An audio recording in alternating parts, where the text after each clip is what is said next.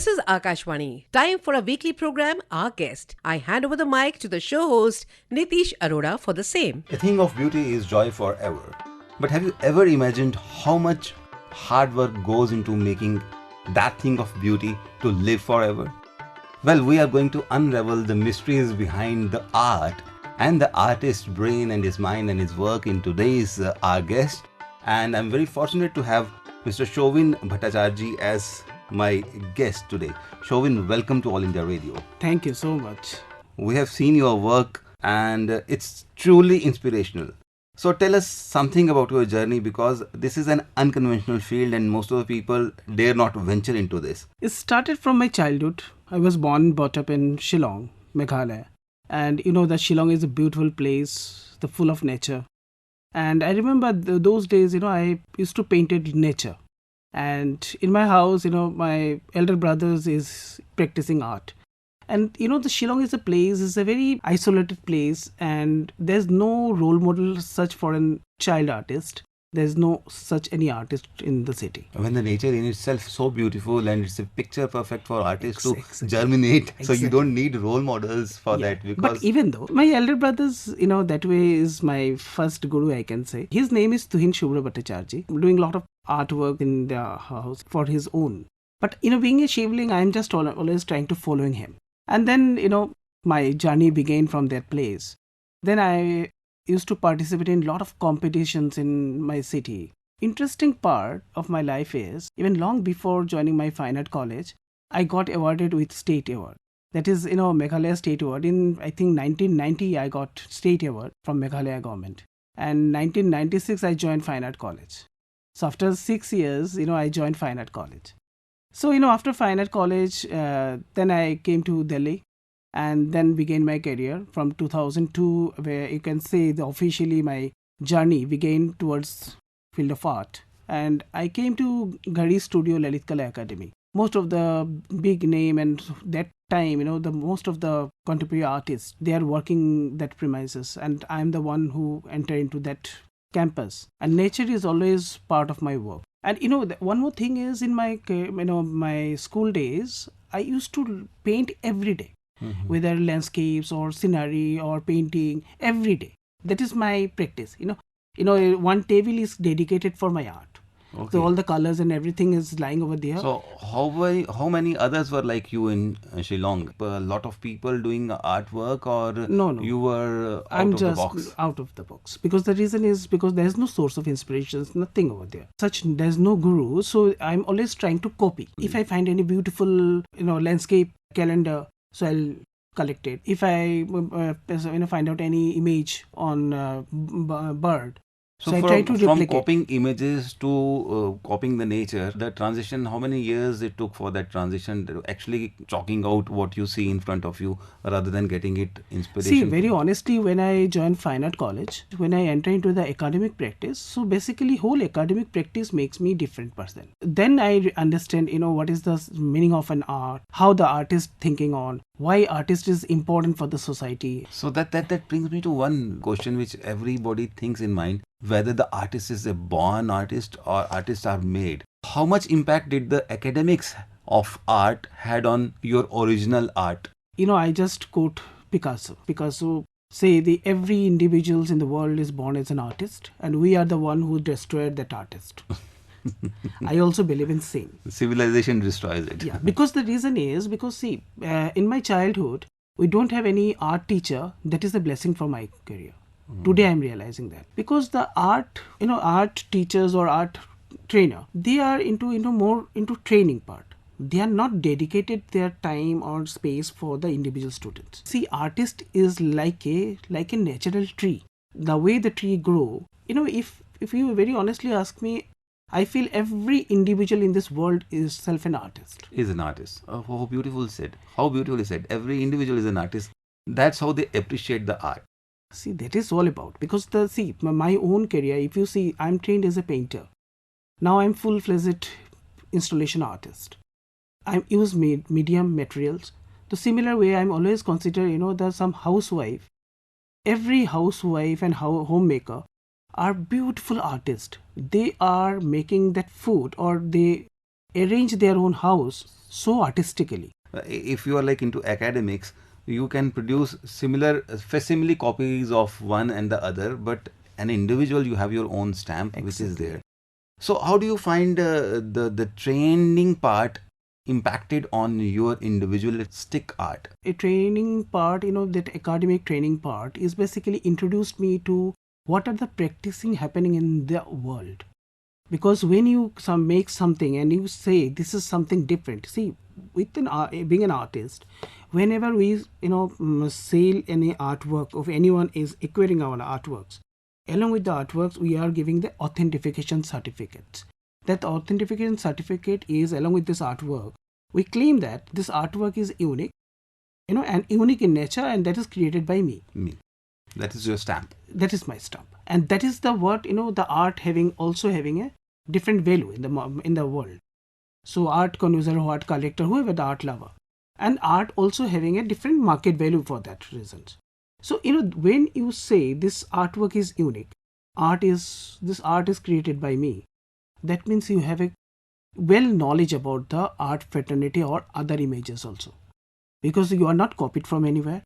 Your one is authentic one, and you are doing something new for this directions. So when we look at your portfolio now and we see that you have sold art pieces even for crores of rupees, and international connoisseurs are there who are looking for your work, but this looks very fairy tale, but you might have seen lot of challenges, because it's not easy to come up and survive in the art field.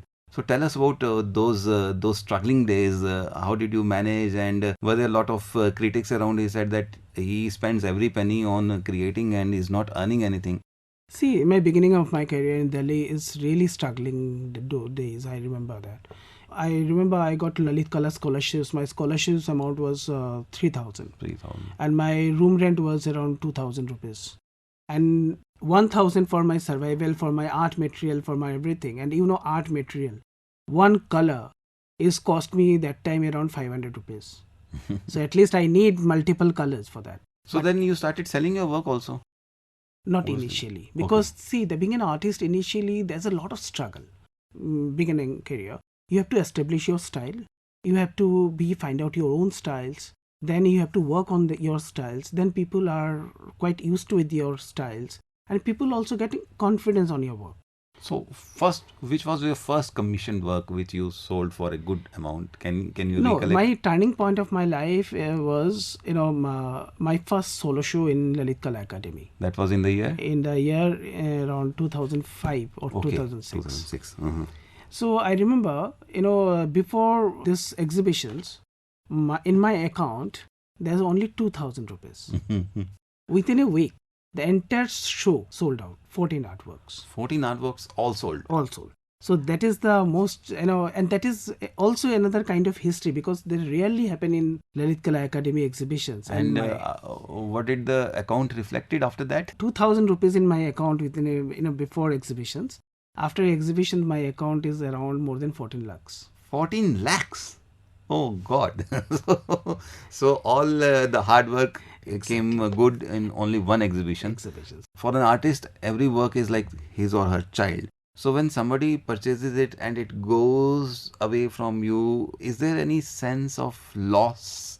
Definitely, yes. But very honestly, because being a creator, my every new creation is my nearest one. And definitely all the creation is my child. Definitely, yes. Just like a parents, after certain years or after certain age, every parents have to leave their child for their own explorations. The similar way, being a creator, I find out biggest pleasure of an artist artwork when finished. So that is the biggest pleasure actually. How critical are you about your own work? Once you have finished it, do you find faults and flaws in your own work? Yeah, see, this is like a process, because every artworks lead to the next work. Because in this works might be you find things, and sometimes you lack of lot of things in this work, because later on you realize that. So whatever your realizations, that will be corrected in the next work. So this is basically the process. So you said you're basically born as a painter and your first love is painting, and still you say that you are a painter, but you then moved on to installation. When did that change came about, and how did that change came about? In my career, is a very interesting part is because apart from my fine art professions, I'm a conservator also, art conservator. After my MFA, I did conservation studies when I got UNESCO scholarships. Then I got another scholarship. So I'm trained as in computer graphics, and I'm a very good computer graphics person. And I'm one of the pioneer in digital artist in India. So I began my career in Delhi as a professional artist with painting. The most of the daytime I painted in the studio, and the other part I used to make a digital art. So you took to the graphics. To the graphics. If you see my digital art, all the digital art is basically a layout of my installations. Okay. And the interesting part of my career was, in 2009, one art connoisseur or one art collector, he collected my digital art. And he is the one who invited me, and he's proposed, his one wall space in new farmhouse. Okay. And that space he wants me to convert this print Digital into 3D. Okay. Into realistic manner. And that is my first commission. Which was in year? 2010. 2009 he's purchased my digital artwork. Okay. He loved it, and he wants me to convert this print into 3D. Okay. And that size was around 17 feet by 24 feet. Oh. Quite huge. And this is my first installation. So in the digital world also, you knew that what material you are going to use when you are transforming that digital into the real creative thing. Yeah. So material, see, I'm very good into material understanding, because I'm always consider myself as a multidisciplinary artist, because whatever my thinking process and my ideas gel to whatever the mediums, I'm trying to explore that medium only, because I don't want to be restrict myself with the only one medium like painting.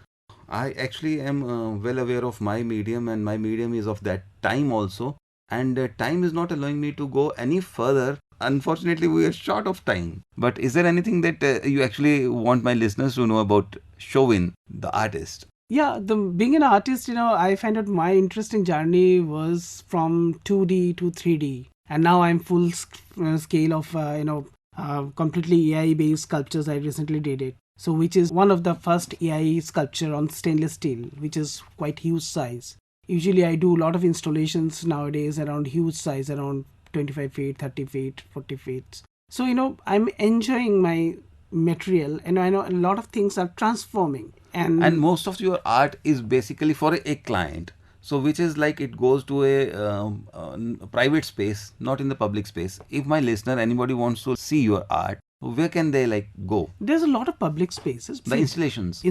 There's a lot of public sites there. In Chennai, there's one IT park. There's IT park in Chennai. And Mumbai also, there's one place. Then, Delhi also, there's one place. There's in DLF area. So there's a multiple places. A lot of societies, a lot of other places. There's a lot of public art I have created. Noida, even I created public art. Where in Noida? Noida in that's golf course area, that part. Oh yes, very recent. Yeah, that's very recent. It's like 3D, wherein looks like evolution of humankind, but it's like children's. Yes.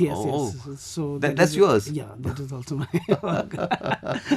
That's my daily route. I just look at it with awe, and so who is the artist? Unfortunately, the name is not displayed. Name is not, because not yet finished, because lower part of the bottom part of the sculpture is not yet finished. So friends, I know I have terribly failed to exactly completely unravel the art, the mystery of his art and the artist Shovin Bhattacharjee, but we were having this much of time and I really wanted him to be here. So if you want to know more about him, you just Google his name, and there will be a number of pages coming out, and you can know him more. And if anybody wants to connect with you, what is the way? Yeah, they can connect with me through Instagram, or I think my numbers and my website and everything is available in the web, in Google search also. The Instagram is the right place where anyone can connect with me. Shovin, thank you so much. It was so lovely to have you in my studios. Thank you so much. You were listening to the weekly program Our Guest, that is broadcast every Monday at 9:15 a.m. Don't forget to tune in next week, same day, same time and same frequency. Have a nice day.